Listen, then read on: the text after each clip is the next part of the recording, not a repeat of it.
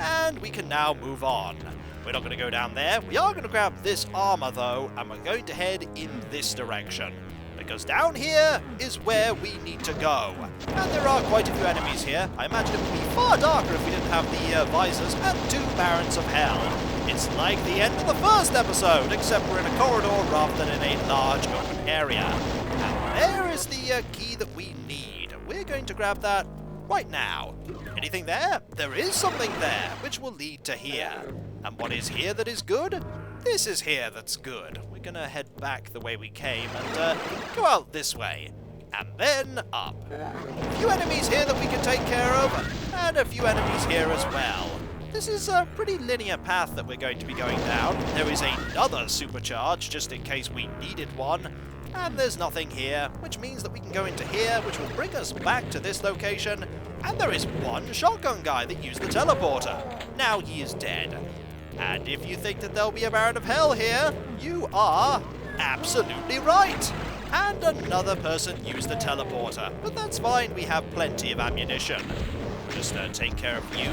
It's not going to be that difficult, especially considering the fact that so far you can't aim. Brilliant. And now that we press this switch, we can get to the final area of the game. Up there. But if you thought that the area that the previous boss, the Spider Mastermind, was in episode 3 was easy, this area is even simpler, because you have a door that you can take advantage of. You can open this up and alert a lot of enemies, and just sort of run down here, and then take shots from the lower area, and basically defeat these foes without any real difficulty. There is also there is a small area in which the foes can be in front of the door rather than behind. You have to be a little bit careful when you open the door, mind you, because sometimes you may end up getting attacked by the enemies before you can get back. And there is a sort of thing where you end up moving not far enough down the ladder, or up the stairs. It's a kind of ladder, it's just not a ladder. Silly me. We want to arm ourselves with this gun now, and deal with you as soon as we can. There is also a cacodemon there that we want to take care of. There you are. You're going to die now, and die you will. Somewhere in there is a Spider Mastermind that we have to take care of. I don't think we've alerted the Spider Mastermind just yet, but we will be soon enough. Come this way! We really want you to come this way. No? Don't feel like coming this way? You can see the Spider Mastermind right there, just minding its own business, being like, hey, I'm just here, you know, just relaxing and chilling and, you know, taking a day off from being the Spider Mastermind. Bad news, Mr. Spider Mastermind. We are going to attack you. There we go, and this is even easier than last time because there is a large area here that we can go to, and the Spider Mastermind can't actually path over to where we are.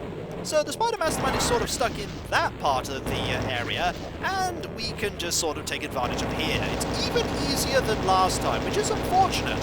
Having both the Spider Mastermind and the cyberdemon together would have been a really fearsome foe, I believe.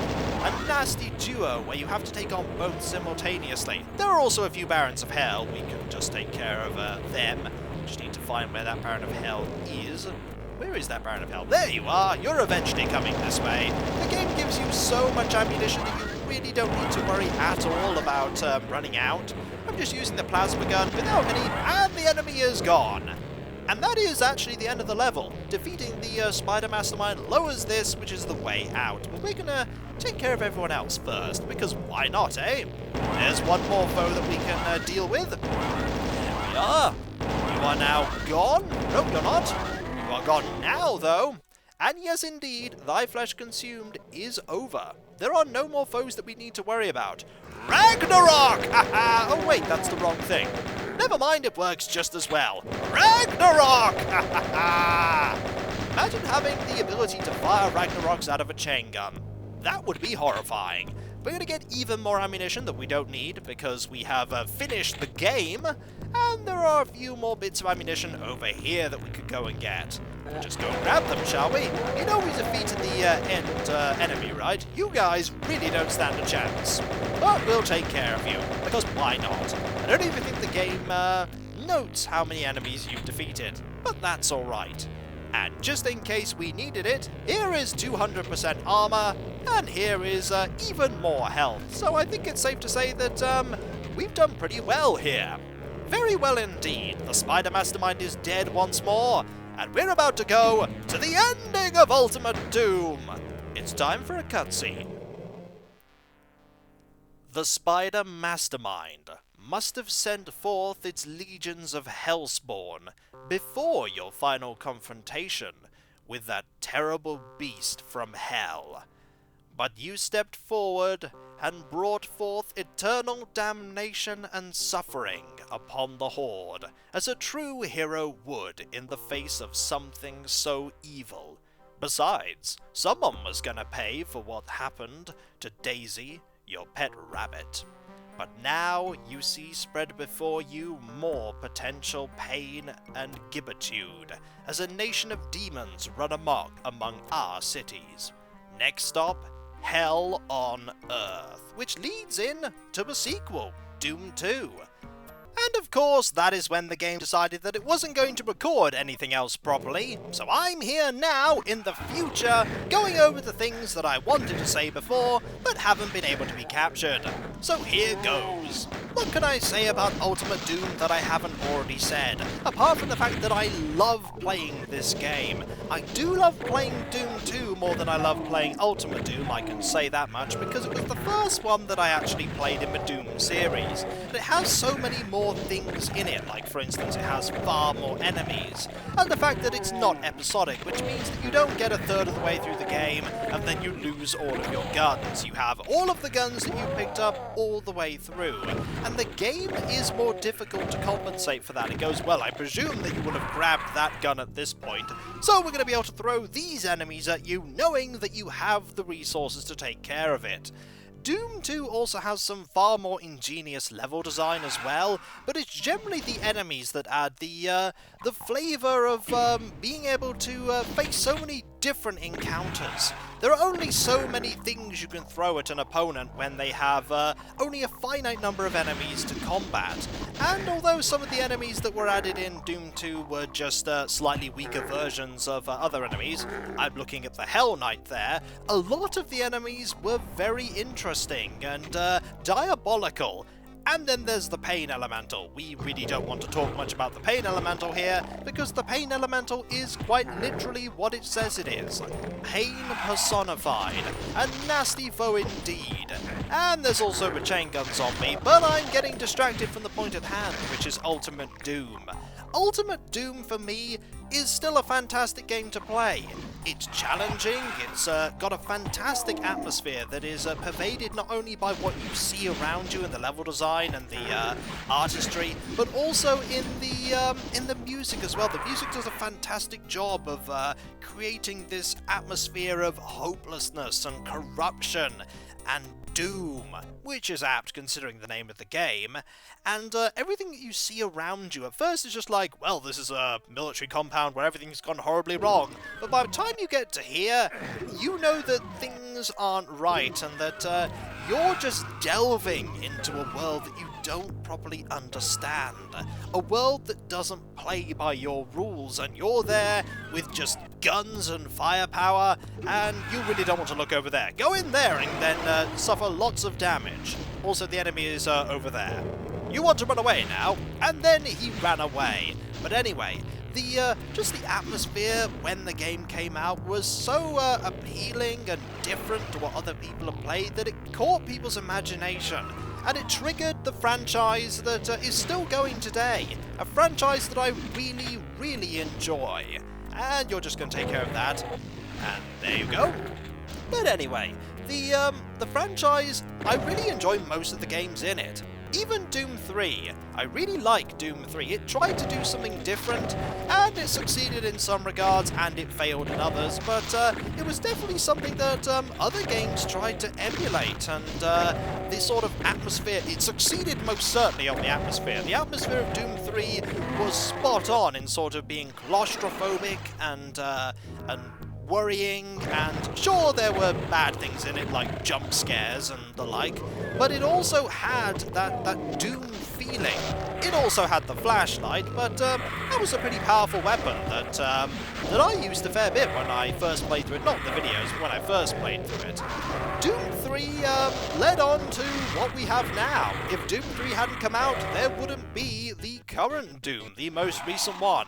And here is this guy trying to take care of this level with only the ammunition that he has. It's a really difficult level if you only have 50 bullets at the start. And I'm getting sidetracked once more. Ultimate Doom is a game that I can just pick up and play whenever I, without any difficulty. It's just like, it's Ultimate Doom, I'll just load it up and play. It's a game that for me is just so easy to pick up and go through a few levels and have fun. And that's what Doom is for me. Fun. Loads and loads of fun. Some people may find it a little too old now in terms of how you play it, especially considering that I tend to use the original control scheme. And that's why there are so many things which you can use to make Doom more, make the controls more modern in comparison, like being able to use mouse look and all things that are in most modern first-person shooter games. And I have tried a fair few of them, but I always like playing the game how it was originally released, with the arrow keys to move, and using control to shoot, and not using the mouse at all. It's just something that I enjoy doing, and I won't begrudge people who want to play it a different way, but that's just how I like to play it. But Ultimate Doom is a game that if you haven't played, I really encourage that you do so, because it is a piece of gaming history if nothing else. It set off, even though Wolfenstein 3D was a huge success, Doom was an even larger success, and it spawned so many so-called Doom clones that were based on the wanting to get the success of this game.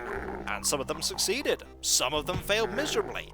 But they were all there, all trying to capture the magic that Doom had. And Ultimate Doom only made that even more so with the 4th episode. Admittedly, some parts of the 4th episode are really hard, but it did add to something that was already great, and for me, made it even better.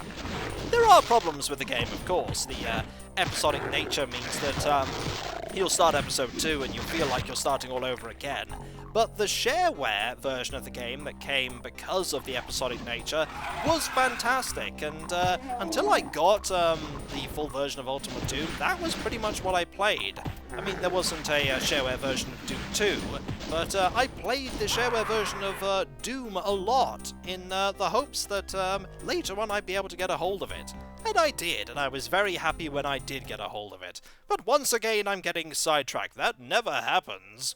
Never happens with Kiko. It always happens with Kiko. But anyway, Ultimate Doom is a game that I would encourage anybody who hasn't played it to try, and for people who have played it, why not just load it up and give it a go?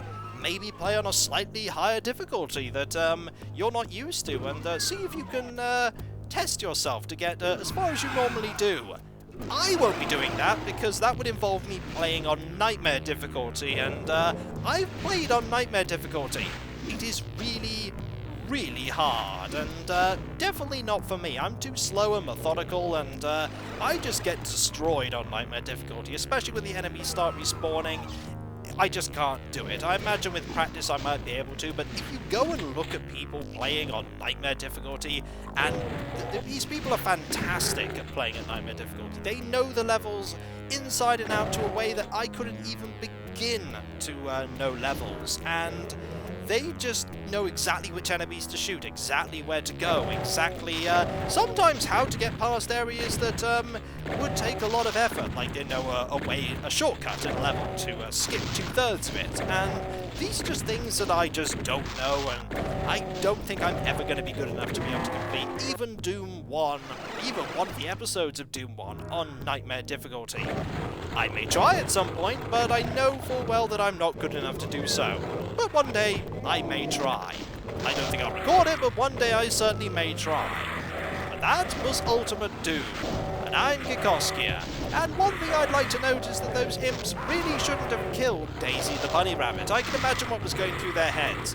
Look, isn't it great that we're killing all of these humans? What about that rabbit over there? For some reason, I don't like that rabbit at all. We'll kill that rabbit. and then the rabbit was dead. That was fun. Let's go and kill more humans. Wait, there's a little tag on it. The pet of Doom Guy. Oh no.